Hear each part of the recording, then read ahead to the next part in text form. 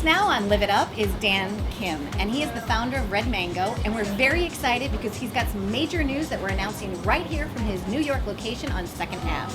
Welcome to our show. Thank you. I'm glad to be here. And I see some beautiful things behind me that don't look like yogurt. So what are we celebrating today? We are launching our cold brew iced coffee collection. It's our first entry into coffee, and in the Red Mango way, we wanted to do it differently. So we created a line of cold brewed iced coffee and tea. That's a much better way of drinking coffee and tea without all the bitterness that coffee and tea traditionally have. So we're pretty excited about this innovative product. Now, why did you decide to introduce a new product here at Red Mango? What was the inspiration for you to do so? Well, our brand is known for frozen yogurt, but we've always been into innovating in different ways that make sense for our brand and for our customers. We got into smoothies in 2010, and we've just got into fresh squeezed juices. We thought coffee was a way that hasn't changed a lot in the past 20 years, and we thought by doing it in a way that was unique and different, healthier, better for you, better tasting, it made sense for Red Mango, and that's why we launched it.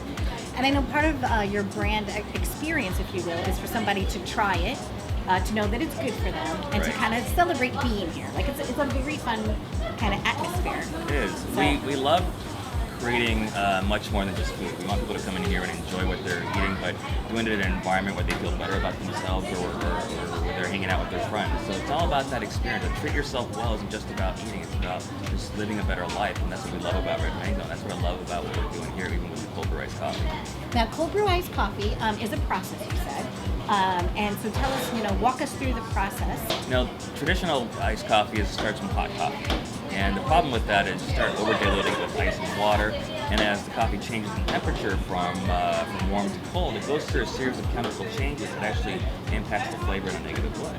So when you want iced coffee, you're not really getting the true flavor of coffee the way nature intended it.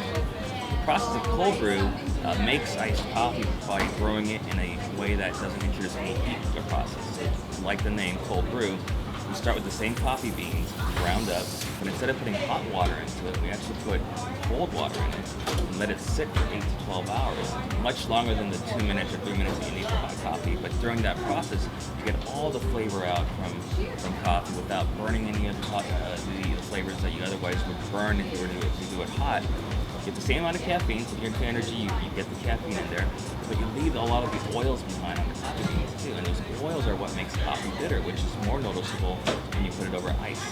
So by cold brewing it, you leave all the bitter oils behind, you bring all the flavors out, the nuances of the coffee and the tea, and you let it sit. After 12 hours, you add more water to it and serve it over ice, and you have this really wonderful cold brewed iced coffee flavor that you just can't get anywhere else, and that's what we're most excited about. Now, would you consider yourself a foodie? I am, and not just for the fact that it's, being a foodie introduces to being a great tasting food, but I just love the inventiveness and the innovation, and the science of it, right? And not just with methods, but with ingredients and techniques that we may not have come across in this country. So I'm always out looking out for new ways of doing traditional things, and this is a great example of it. I mean, we drink iced coffee for all of our lives. But I think cold brewing is something that we haven't done a lot of here, something that I want to introduce to the people here in the U.S. It's a wonderful idea. And who gives you your inspiration? Like who was somebody that mentored you along the way, or somebody that made a difference for you when it came to tasting food and having like an enriched palate, I guess is what you would call it? I don't have, I get that question asked a lot, and I really never have one person who inspires me, but what does keep me going in food and everything that I do is just innovators in general, people who are out there doing cool things that haven't been done before, but doing things that aren't necessarily new, but just better and improved and more efficient. So all the folks out there doing water projects or energy projects or field, they're inspiring because they're taking a problem and simplifying it and making it better. And I'm doing that with food, and it's just those types of innovators out there really inspire me with even things like coffee, right? So that keeps me going. Well, we're very excited that you invited us here. And I also had another question for you. I know that your background was in finance, and then you just shifted, and you decided there was a moment where you said, I'm going to not do this anymore, I'm going to do that. Yeah. Okay, what happened that day? So, finance, out of college, investment banking was what I did. And it was just something that I got into because everyone expected me to do that, including myself.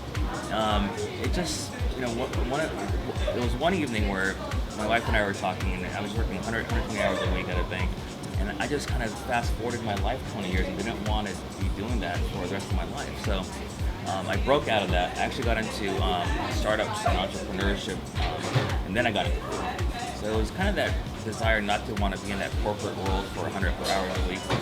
Do something for myself, and then with food, do something that's cool, creative, innovative, something that I find satisfaction out of, and it's worked for us. And how's your family time now? It's great. They always talk about food at Right. the house. My daughter, I have a 5-year-old daughter. She's her favorite show is Food Network.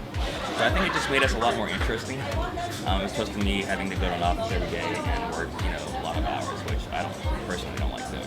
Well, congratulations to you and your family, and thank you for sharing your knowledge and your expertise and your amazing new invention here that you're bringing to Red Mango. So thank you so much. Thank you. Yay, Dan Coon, Red Mango, live it up, woohoo!